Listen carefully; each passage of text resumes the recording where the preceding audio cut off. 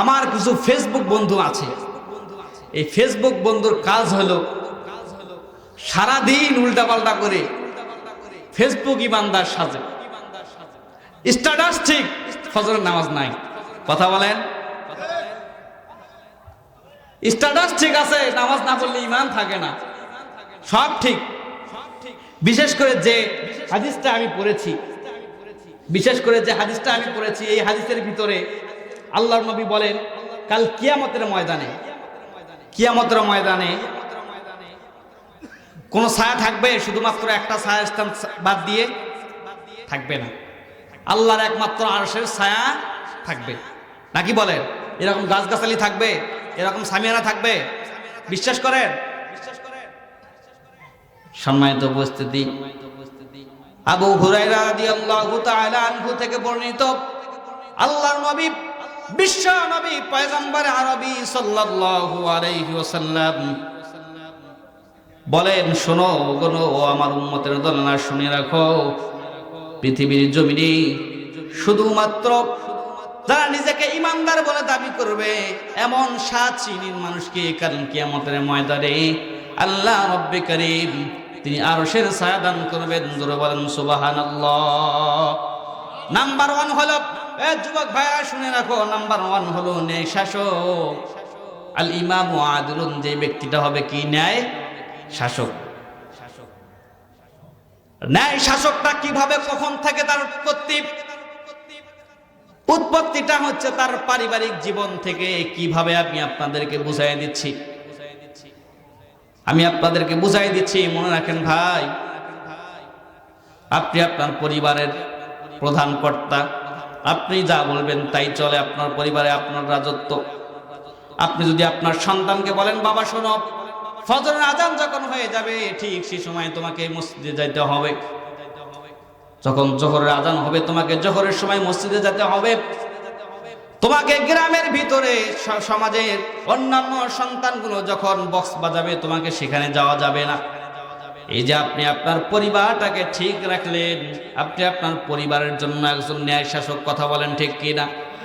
ঠিক। আবার যখন আপনি আপনার মেম্বার হবেন, মেম্বার হওয়ার পরে আপনি আপনার ওয়ার্ডটা যদি ঠিক এভাবে পরিচালনা করেন তাহলে আপনিও একজন ন্যায় শাসক। আবার ইউনিয়নের চেয়ারম্যান যখন হয়ে যাবেন, ইউনিয়নের চেয়ারম্যান হওয়ার পরে আপনি যখন আপনার ইউনিয়নটা এমনভাবে গঠন করে নেবেন আপনি একজন ন্যায় শাসকের অন্তর্ভুক্ত। শুধুমাত্র এই ন্যায় শাসক দ্বারা উদ্দেশ্য যাই দেশ চালাই তাই নয়, বিশেষ করে প্রশাসনের ভাইয়েরাও রয়েছেন, তাদের ক্ষেত্রে বলি, ভাইয়েরা আপনারা একজন ন্যায় শাসক। আপনারা হয়তো বা জানেন না আল্লাহ আপনাদের কত মর্যাদা দিয়েছে। বিশেষ করে সীমান্তে যারা পাহারা দেয়, জনগণের ক্ষেত্রে যারা জনগণকে যারা নিরাপত্তা দিয়ে থাকে, আমাদের এই প্রশাসনের ভাইয়েরা, তারা যতক্ষণ ডিউটিতে থাকে, যতক্ষণ মানুষের টহল দিয়ে দেয়, রাত্রের বেলা আপনি যখন ঘুমায় যান আপনাকে যখন টহল দেয়, ঠিক সে সময় আল্লাহ রব্বে কারীম খুশি হয়ে তাদের আমলনামায় নফল ইবাদতের সওয়াব দান করে দেয়। জোরে বলেন সুবহানাল্লাহ। আপনাদের জন্য ভাই এটা আল্লাহর একটা খাস রহমত। আপনারা যখন আমাদের জন্য, আমরা যখন রাত্রে বেলা ঘুমিয়ে যাই, আমাদেরকে যখন আপনারা পাহারা দেন, আমরা অনেক সময় ইবাদত করে যে সওয়াবটা পাই, আপনারা আমাদেরকে পাহারা দিয়ে সে সওয়াবটা পান। আল্লাহ আপনাদের আমলনামায় আরো সব লিপিবদ্ধ করে দেখ, সকলে বলি আল্লাহুম্মা আমিন। 2 নম্বরে হচ্ছে ওই যুবক, যে যুবক যৌবন বয়সে আল্লাহর ইবাদতে কেটে দেয়।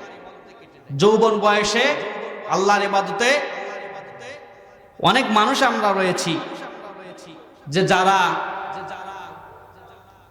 যখন সিজদা করার শক্তি থাকে তখন সিজদা করি না, যখন সিজদা করার সময় থাকে সেই সময় ঠিক আমরা পূজার মন্দিরে গিয়ে। কথা বলেন ঠিক কিনা? সম্মানিত ভাইয়েরা, যখন রোজা করার শক্তি থাকে সে সময় গ্যাস্ট্রিক বলে কাটায় দেয়। এমন ব্যক্তি আমাদের সমাজে আছে কিনা? যুবক ভাই, তুমি তো খালিদ বিন ওলীদের উত্তরসূরি যুবক, তুমি তো খালিদ বিন ওলীদের উত্তরসূরি যুবক। ছাত্র ভাই, তুমি তো আবু সাঈদ আল-মুকদের উত্তরসূরি যুবক ভাই। তুমি সিদ্ধান্ত নাও তোমার সমাজটা তুমি মাদক মুক্ত রাখবে। কথা বলেন ঠিক কিনা? তুমি সিদ্ধান্ত নাও তোমার দ্বারা তোমার আর বন্ধুগুলোকে যেন ফজরের নামাজে গিয়ে কাতারে তারা দাঁড়াতে পারে। কথা বলেন ঠিক কিনা? এমন বন্ধু তুমি গ্রহণ করো যে বন্ধুর কারণে তুমি হয়তোবা কাল কিয়ামতের ময়দানে আল্লাহ তোমাকে জান্নাতের একটা পথ ব্যবস্থা করে দিবেন। জোরে বলেন সুবহানাল্লাহ। সম্মানিত ভাইয়েরা, যে যুবক রাতের বেলা ইমো, হোয়াটসঅ্যাপ আর মেসেঞ্জারে চ্যাটিং না করে রবের দরবারে সিজদায় পড়ে যায়, রবের দরবারে সিজদায় পড়ে গিয়ে রব্বে কারিমকে ডাক দিয়ে বলে, মালিক, জীবনে আমি অসংখ্য অগণিত গুনাহ করেছি রব্বে কারিম, আয় আল্লাহ তাআলা, আজকে থেকে আমি তওবা করলাম, আজকে থেকে আমি তওবা করলাম। মালিক গো, আমি আর কখনো ভুল পথে অগ্রগামী হব না, আর ভুল পথটাকে কখনো আমি বেছে নেব না। আমি এতদিন সুদ খেয়েছি, ঘুষ খেয়েছি, আমি এতদিন অত্যাচার করেছি, জুলুম করেছি। আল্লাহ, আমাকে মাফ করে দাও গো আল্লাহ, আমি আর কখনো অবৈধ পথটাকে বেছে নেব না, আমি তোমার পথে চলতে চাই। আল্লাহর নবী ডাক দিয়ে বলেন, শোনো ও আমার উম্মতরা, তোমাদের জন্য সুসংবাদ হলো, আল্লাহ তাআলা তোমাদেরকে এমন ভাবে ক্ষমা করে দেয়, তোমরা যখন তওবা করো, তোমাদের চোখের পানি যখন তোমাদের নাকের আগে আসে, আল্লাহ সুবহানাহু ওয়া তাআলা তোমাদেরকে এমন ভাবে ক্ষমা করে দেন যেন সবে মাত্র তুমি জন্মগ্রহণ করেছো। জোরে বলেন সুবহানাল্লাহ। প্রাণের ভাইরা আমার, মনে রাখেন, আমি কিন্তু 3 নম্বর ঘটনাটা বলি নাই। এটা কি আপনারা শুনতে চান না? কারা কারা শুনতে চান একটু দুহাত তুলে দেখান দেখি। লিল্লাহি তাকবীর। তাকবীর দেওয়ার জন্য প্রস্তুত আছেন? এমন একটা তাকবীর দেন যে তাকবীরের চোটে আমাদের ঈমানটা যেন আরো প্রখর হয়ে যায়। জোরে বলুন সুবহানাল্লাহ।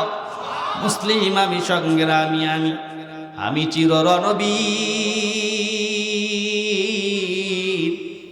এক আল্লাহকে ছাড়া কাউকে করি না তো ভয়। লিল্লাহি তাকবীর, আল্লাহু আকবার। প্রাণের ভাইয়েরা আমার, আমি ঘটনায় ওখানে আটকে দিয়েছি। আবার কাল কিয়ামতের মাঠে আল্লাহ সুবহানাহু ওয়া তাআলা যে 7 শ্রেণীর বান্দাকে আরশের নিচে ছায়া দান করবেন, তাদের মধ্যে 2টি পয়েন্ট বলেছি। প্রাণ ভাইরা, আমাদের মা বোনরা এসেছেন, অনেক মা বোনরা এসেছেন, তারা আবার হয়তোবা চিন্তা করছেন যে হুজুর শুধু মেয়ে, শুধু পুরুষদের কথাই বলে, আমাদের কথা কিছু বলে না। আমার মা বোনেরা, আপনাদের জান্নাতে যাওয়াটা একদম সহজ। আপনাদের দুনিয়া থেকে যখন আপনারা চলে যাবেন, আপনাদের জান্নাতে যাওয়া একদম সহজ। মনে রাখেন, শুধুমাত্র 4টি কাজ যদি আপনারা করতে পারেন, 4টি কাজ যদি আপনারা করতে পারেন, তাহলে আল্লাহর জান্নাত আপনার জন্য অপেক্ষামান। জোরে বলেন সুবহানাল্লাহ।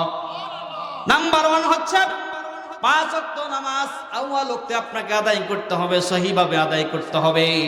5 ওয়াক্ত নামাজ যদি আপনি জামাতের সহিত 5 ওয়াক্ত নামাজ যদি আপনারা আউয়াল ওয়াক্তে আদায় করেন, একাকি আল্লাহ সুবহানাহু ওয়া তাআলা বলেন জান্নাতে যাওয়ার একটা মাধ্যম হচ্ছে 5 ওয়াক্ত নামাজ সঠিক সময় আদায় করা। জোরে বলেন সুবহানাল্লাহ। রমজানের রোজা রাখা, কোন সমস্যা ব্যতীত যদি রমজানের রোজাগুলো আপনারা আদায় করেন, আল্লাহ তাআলা বলেছেন এইটা জান্নাতে যাওয়ার একটা সহজ মাধ্যম। জোরে বলেন সুবহানাল্লাহ। 3 নম্বর একটা মাধ্যম হচ্ছে আপনি আপনার সতীত্বের হেফাজত যদি করেন, আপনি যদি নিজেকে ঠিক রাখেন, আপনি যদি শুধুমাত্র আপনার স্বামীর জন্য নিজেকে বিসর্জন দেন, কোনো অবৈধ পথকে বেছে না নিয়ে বৈধ পথে যদি আপনি আপনার স্বামীকে সময় দেন, আপনার স্বামীর জন্য আপনি দেহ মন ঠিক রাখেন, আল্লাহ বলেন জান্নাতে যাওয়ার জন্য এইটাই 3 নম্বর একটা রাস্তা। জোরে বলেন সুবহানাল্লাহ। প্রাণের ভাইয়েরা আমার, সময় তো মা বোনেরা, 4 নম্বর যে কথাটি, এইটা আমি একটু পরে বলছি, আমি একটু আমার আলোচনাটা গোছায় নেই। আপনারা জানেন যে আমাদের এত সুন্দর একটা পরিবেশ উপহার দিয়েছে আমাদের এই যুবক ভাইয়েরা। কথা বলেন ঠিক কিনা? বিশেষ করে যে নামটি না বললেই নয়, বিশেষ করে মানিক ভাই সহ এই এলাকার আপনাদের মসজিদের ইমাম এবং খতিব সাহেব, ওনারা যে পরিশ্রমটি করেছে, এটা অত্যন্ত তাদেরকে ধন্যবাদ দেওয়ার একটা সুযোগ। কেন তারা এতটাই কষ্ট করেছে, আমি শুনেছি দুজন নাকি খুব পরিশ্রম করেছেন। আল্লাহ তাদেরকে যেন এর পূর্ণাঙ্গ যাজা দান করে, সকলে বলি আল্লাহুম্মা আমিন। আপনারা জানেন যে এই মাহফিল করতে গিয়ে আমাদের একটা খরচ হয় না ভাইজান? আপনি আপনার একটা পরিবার যখন চালান, একটা মানুষকে যখন আপনি দাওয়াত করেন, 2-4 জন মানুষকে যখন আপনাদেরকে দাওয়াত করেন, তো দাওয়াত করতে গিয়ে অবশ্যই আপনার কিছু খরচ হয় না বলেন? অবশ্যই কিন্তু খরচ হয়। এত সুন্দর একটা আয়োজন আমরা করেছি, অবশ্যই কিন্তু একটা খরচ রয়েছে। আপনারা জানেন, এটা ঠিক তো নাকি? বিশ্বাস করেন ভাই? সেই বিশ্বাসের জায়গা থেকে আমি সময় নেব না, মাত্র 2-4-5 মিনিট আমি সময় নেব। আমি আমার আলোচনা শেষের দিকে টানায় যাব। মনে আছে কি ওই যে আল্লাহ নবী তৃতীয়বার কেন ওই সাহাবের দিকে তাকাইলেন, এটা মনে আছে আপনাদের? আবার আমি 2 জন মানুষের কথা শুধুমাত্র বলেছি। 7 শ্রেণীর মানুষকে আল্লাহ কি করবেন? কিয়ামতের ময়দানে কি করবেন? আরশের নিচে জায়গা দিবেন। ধন্যবাদ ভাই, যুবক ভাই। আর মহিলাদের ক্ষেত্রে বলছিলাম 4টি কাজ করলে তাদের জন্য জান্নাত। পয়েন্ট কিন্তু সবারই একটা বাকি আছে। বিশেষ করে ঘটনাটাই এই আকর্ষণটি, কেন আল্লাহর নবী তৃতীয়বার হাসতে হাসতে বললেন যে এই সাহাবীকে তাড়াতাড়ি দাফন করে দিতে হবে? এটা শোনার দরকার আছে? সাধারণ মানুষ বললে আমরা কান্না করতে করতে শেষ করে ফেলাই, কান্না করতে করতে শেষ হয়ে যায়, অজ্ঞান হয়ে যায়। অথচ আল্লাহ নবী হাসতে হাসতে বললেন তাড়াতাড়ি জান্নাতে তাড়াতাড়ি কবরে রাখতে হবে। কেন বললেন ভাই? মর্মান্তিক এক ঘটনা, মর্মান্তিক এক আজব কথা, যে কথাটি হৃদয়ে আপনার নড়া দেয় রে ভাই। এই কথাটি শোনার দরকার আছে প্রাণের ভাইরা। আমি সময় নেব না, আমি একটু আপনাদের উদ্দেশ্যে বলতে চাই। কোন ভাইটি আছেন যে আপনারা একটু এসে আমাকে 2000 টাকা দান করবেন? আপনি যদি বিপদে পড়ে যান ভাইজান, এখনো যদি আপনার একটা অসুস্থ হয়ে যান, আপনি কিন্তু টাকাকে টাকা মনে করবেন না, টাকাকে টাকা মনে করবেন না। আপনার গরু বিক্রি করে হলেও কিন্তু আপনি ঠিক চিকিৎসা চালাবেন না বলেন ভাই? আজকে আপনি দিতে যাচ্ছেন না, কিন্তু মনে রাখেন এমন একটি সময় আসবে যে সময় আপনার মনে এমন একটা অনুশোচনা হতো, সেই সময় যদি আমি দান করতাম। 2000 টাকার কোনো ব্যক্তি নাই, এত বড় একটা এলাকা ভাই, 2000 টাকার ব্যক্তি নাই। আপনারা এত আর্থিক সংকট প্রাণের ভাইয়েরা আমার। 1000 টাকা শুধুমাত্র 2 থেকে 3 জন অথবা 5 জন আমি নিব। 1000 টাকা কে আছেন? বিশেষ করে মহিলা প্যানেলে আমার অনেক মা বোনরা রয়েছেন। আপনারা যদি চান নগদেও দিতে পারবেন, অথবা সময় নিয়েও আপনারা দিতে পারবেন। এমন একজন ব্যক্তি, আমি একজন ব্যক্তিকে আগে চাই, সে পুরুষ হোক অথবা মহিলা হোক, আমার মা বোন রয়েছেন অনেকেই মার কথা স্মরণ করি, বাবার কথা স্মরণ করি। একটু আগায় দেন। আপনার বাবা যদি থাকতো, আপনার মা যদি বেঁচে থাকতো, প্রাণের ভাই আপনার দিতেন না?